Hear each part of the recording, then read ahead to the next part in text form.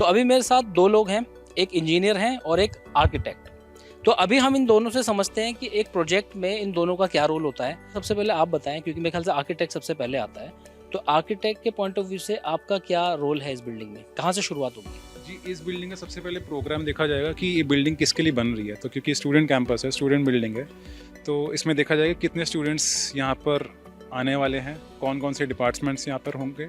फिर उसके हिसाब से कॉरिडोर विड्थ देखेंगे, रूम के साइजेस देखेंगे, कितने फ्लोर होंगे, टॉयलेट्स चाहिए, कॉरिडोर्स चाहिए, लाइट एंड वेंटिलेशन चाहिए। ये सारे फैक्टर्स देखे जाते हैं और उसके बाद जब ये फैक्टर्स हम डेवलप करने लग जाते हैं उसके बाद प्लान बनाया जाता है। उसका प्लान जब बन जाता है, वो अप्रूव हो जाता है आर्किटेक्ट्स की इंटरनल टीम के साथ। फिर हम देखते हैं कौन कौन से मटेरियल्स यूज़ होंगे, किस तरीके, क्योंकि और मटेरियल्स और मेंटेनेंस की भी बात आती है इसमें। बिल्डिंग का बजट कितना है, ठीक है, बहुत ज़्यादा फ्लैशी बिल्डिंग है तो उसके हिसाब से बजट चेंज होगा, उसके हिसाब से मटेरियल्स चेंज होंगे। जैसे होटल्स में देखते हैं बहुत ज़्यादा हाई बजट से होता है, बहुत ज़्यादा हाई प्रोफाइल लोग आते हैं वहाँ पे, तो उस तरीके के वहाँ पे मटेरियल्स यूज़ होते हैं। यहाँ पर अगर आप देख रहे हैं तो स्टूडेंट क्राउड है, तो उसी तरीके के मटेरियल्स यूज़ होते हैं। आपका इसमें क्या रोल रहेगा? सर, इंजीनियर का काम बेसिकली स्ट्रक्चरल डिज़ाइन देखना होता है।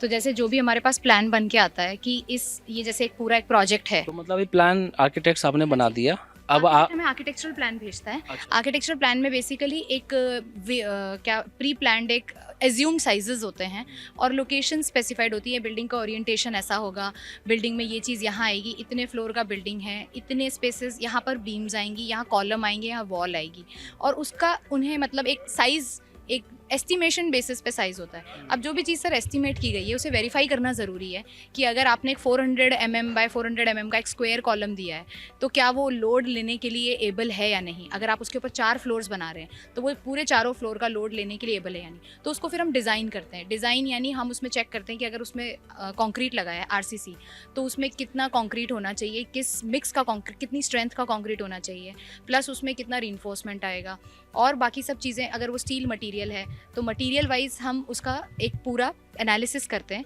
कि ये साइज़ अप्रोप्रिएट है कि नहीं। अगर वो साइज़ अप्रोप्रिएट होता है अकॉर्डिंग टू जो भी लोड आना है तो हम उस साइज़ को पास कर देते हैं। हमारी तरफ से मतलब एक गो हेड हो जाता है कि ये साइज़ ठीक है। और अगर वो साइज़ अप्रोप्रिएट नहीं है, ज़्यादा है या कम है, ज़्यादा भी साइज़ नहीं होना चाहिए क्योंकि वो प्रोजेक्ट की इकोनॉमी को इफेक्ट करेगा। जो चीज़ जितनी रिक्वायर्ड है उसी क्वांटिटी में आपको लगानी चाहिए। जैसे आर्किटेक्ट जब प्लान करते हैं तो उनको थोड़ा क्लियर स्पेस ज़्यादा चाहिए होती है। आर्किटेक्ट्स को बेसिकली इंटीरियर्स भी सोचते हैं, तो अनऑब्स्ट्रक्टेड स्पेस जिसे कहते हैं ना, column free space, wall free space चाहिए।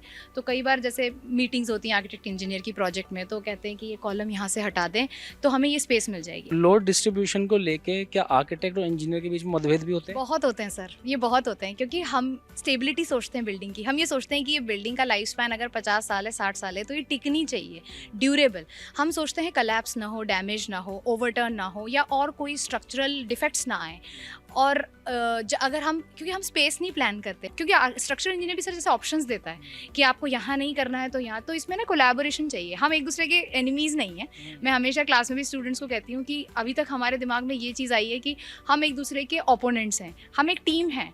किसी भी प्रोजेक्ट में सर ये सब टीम मेंबर्स की तरह होते हैं। आर्किटेक्ट होता है, इंजीनियर होता है, आपके मैकेनिकल इंजीनियर्स होते हैं, इलेक्ट्रिकल इंजीनियर्स होते हैं, और भी कई जगह क्लैशेस होते हैं, सिर्फ आर्किटेक्ट और स्ट्रक्चरल में नहीं होते। फिर सर एक आगे जाके कॉन्ट्रैक्टर भी होता है, तो क्योंकि उसको सब कुछ बनाना है तो उसको एक उसका रियलिस्टिक पॉइंट ऑफ व्यू होता है, और हमारा जो भी होता है वो ऑन पेपर होता है।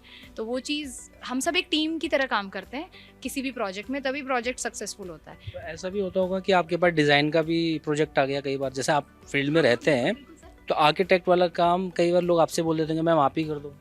नहीं सर, वो पॉसिबल नहीं है क्योंकि वो स्पेशलाइजेशन जो जिसके पास है उसी का करना बेटर है। क्योंकि वो लोग समझते नहीं है ना, बहुत से लोग चाहते हैं कि पैसे बच जाएंगे तो मैम तो इंजीनियर है, मैम आप ही डिज़ाइन बना दो ना, आप ही कर दो सर प्लानिंग। देखिए, जैसे मेरे भी घर में, मेरा भी घर है इंडिपेंडेंट, 2 फ्लोर का घर है, तो मेरे घर वाले भी जब कुछ रिपेयर कराना है या कुछ एक्स्ट्रा कंस्ट्रक्शन कराना है तो मुझसे राय ले लेते हैं, तो मैं दे देती हूँ क्योंकि वो एक बहुत ही स्मॉल स्केल का प्रोजेक्ट है। लेकिन अगर एक पूरी सिटी है, एक पूरा टाउन है या और कोई एक कंप्लीट प्रोजेक्ट है, तो उसके लिए तो सर एक स्पेशलिस्ट पर्सन चाहिए जो आर्किटेक्ट होता है। क्योंकि हम प्लान नहीं कर सकते, क्योंकि हम पूरा स्पेस नहीं देख रहे हैं, हम लोगों की ज़रूरतें देख नहीं रहे हैं, हम मूवमेंट्स नहीं देख रहे हैं। हम जैसे एक इंटरेक्टिव जैसे ये इस स्पेस का इंटरेक्शन इस एम्फी थिएटर से, तो हमें उससे मतलब नहीं है कि यहाँ लोग बैठेंगे तो क्या होगा, हम तो स्ट्रक्चरली बोल देंगे कि ये कॉलम यहाँ लगा दीजिए, लेकिन ये प्लानिंग तो सर जो एक विजन होता है वो तो प्लानर के पास ही होता है। इस तरीके से हम डॉक्टर्स का देखते हैं तो डॉक्टर्स में भी स्पेशलाइजेशन होती है, ऑर्थोडोंटिस्ट होता है, बोन स्पेशलिस्ट होता है, आपके ईएनटी स्पेशलिस्ट होते हैं। तो एक तो होता है जनरल डॉक्टर, थोड़ा बहुत खांसी जुकाम हो रहा है तो हम उसके पास चले जाते हैं।